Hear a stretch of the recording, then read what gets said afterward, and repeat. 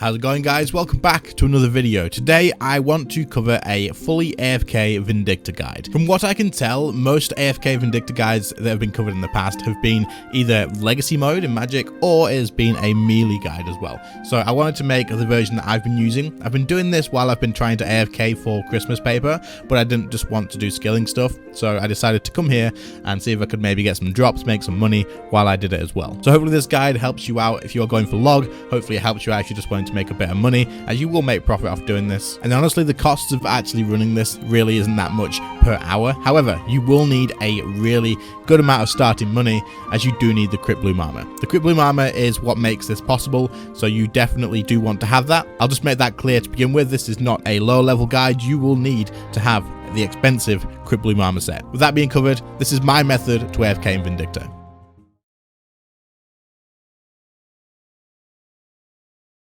Okay, so as usual, we will be starting off with the gear setup and the inventory, and then I'll probably just mention the action bar that I'm using as well. Of course, it is going to be Revolution++ for this, because you are wanting to be fully AFK, and I do have a Ripper Demon as my familiar, and I have given it scrolls as well, because that'll increase your kill times, and the cost is worth the use. So, basically, in the inventory, I just have overloads and prayer renewals.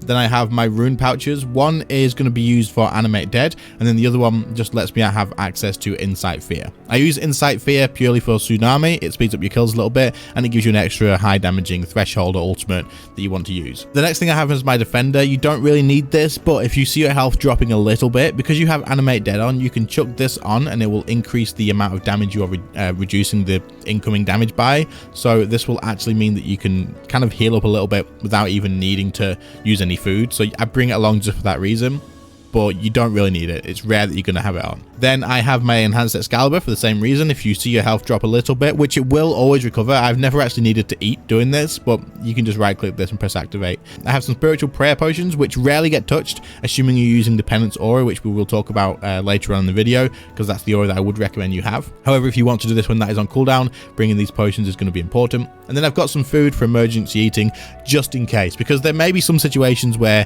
you forget to drink your overload, or you forget to use your Animate Dead, and then of course your health will drop, and you don't want to not have any food to be able to recover that. So it's worth bringing these along. You're probably not going to use them. I've not eaten once yet, but it's just worth bringing along.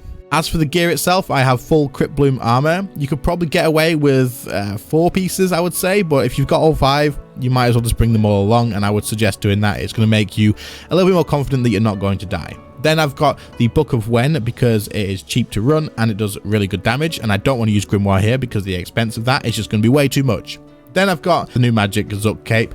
This is really useful for Omni Power. If you have this cape, put Omni Power on your bar, and I'll talk about this soon. That obviously gives you a lot of extra damage, so really important to bring along if you have it. Then I've just got an Essence of Finality, which is going to help with Soul Split, or you could use an Amulet of Souls. Then after that, I just use my Reaver's Ring, because I know that I'm not going to die, so I don't need Ring of Death. Look at the Dwarves, you could use that. I just like having the extra crits when I use Tsunami, so it kind of balances out. This will be faster kill times, whereas Look at the Dwarves gives you that 1% chance. I'm not too fussed about the 1%. I've got dual wield weapons, and the reason for that is Great Concentrated Blast is just amazing, and I do have the Fractured Staff of Armadil. However, I will not be using the spec, so I think this should be better, seeing as if I didn't use the spec on the staff, then I do only have Sonic Wave, and Greater Concentrated Blast is better than Sonic Wave.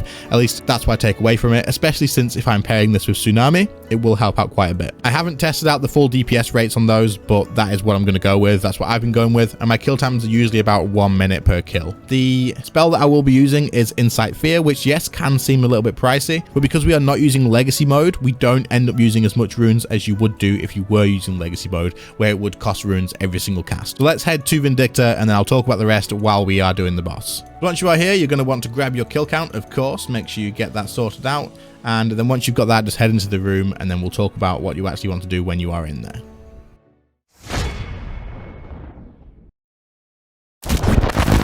So the next thing to talk about is going to be my action bar setup and why I've chosen to do it in this order.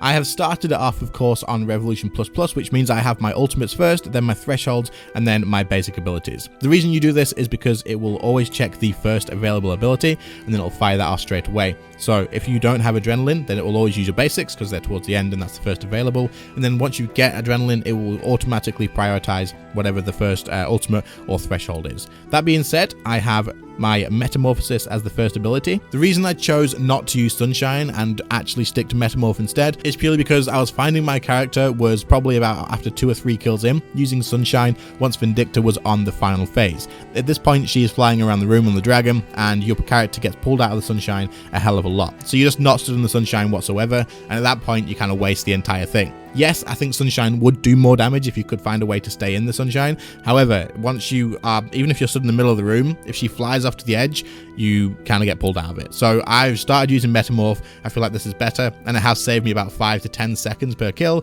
when I was using Sunshine. It doesn't sound like much, but you might as well use it if it's going to get you a couple more kills per hour. Next up, we have Tsunami. The reason Tsunami is next is because, of course, with Insight Fear, you can cast this at 40% adrenaline. And then once you've cast this, your character usually prioritizes using Great Concentrated Blast, which will build your adrenaline up pretty quick, assuming you get some crits. Then we have Wild Magic, Asphyxiate, and Omnipower. These are all just because they are thresholds that do good damage, and you want to have those on there, of course, to get through the kills as fast as possible. Omnipower, of course, is probably only going to be worth using if you do have the Zook Cape. Otherwise, I would probably just put something like Deep Impact on there, seeing it as a decently high hitting ability, and you will always have some extra adrenaline, since the Essence of Finality cannot be used by Revolution. It just won't use it. After that, I have my basic abilities set to Greater Concentrated Blast, then Dragon Breath, and then I have both my bleeds, and then I just have Greater Chain and the Rack ability. Greater Chain and Rack rarely get touched, as you will be using your thresholds in the majority of cases. However, Magic just doesn't have that many basic abilities to use, and I just needed some extra things there rather than just stood auto-casting in case it did get to that point. So that is the action bar setup. You can just copy that if you would like, but if there is some improvements that you can do, then of course do those.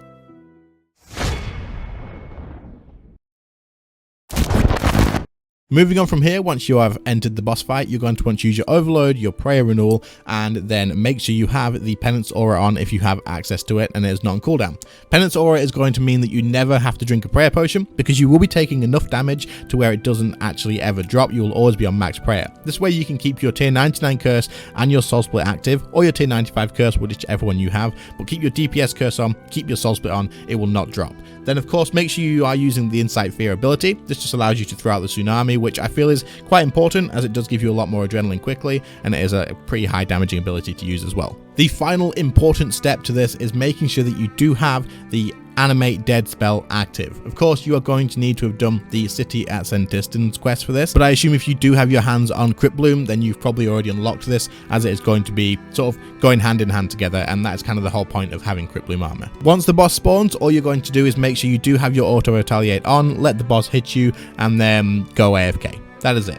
Of course, keep an eye on your runes, as if you run out, then your character will stop attacking, which means you will stop soul splitting, which means you will likely die. Now, as I said, Insight Fear can be quite expensive. However, once you do reach the max stacks, you will not be using any more runes to cast your abilities, because your abilities do not cost runes. It's only the auto attacks or the stacking of Insight Fear effect. Now, this will reset once you use Tsunami, but you will only use one Tsunami per fight, as it is a 60-second cooldown, and the kills take about 60 seconds. So it will reset once per fight, but other than that, all the other abilities that you use will be absolutely free, as long as the stacks are at its limit, which is 5, but that will hit pretty damn quickly, of course, because if you use Great Concentrated Blast, you get 2, and then every ability after that will give you 1 stack as well. So at this point, like I say, you are just AFKing. Make sure you have your overloads and your potions on, which will be reset every 6 minutes, unless you're using incense sticks, which probably aren't worth adding to the cost, to be fair.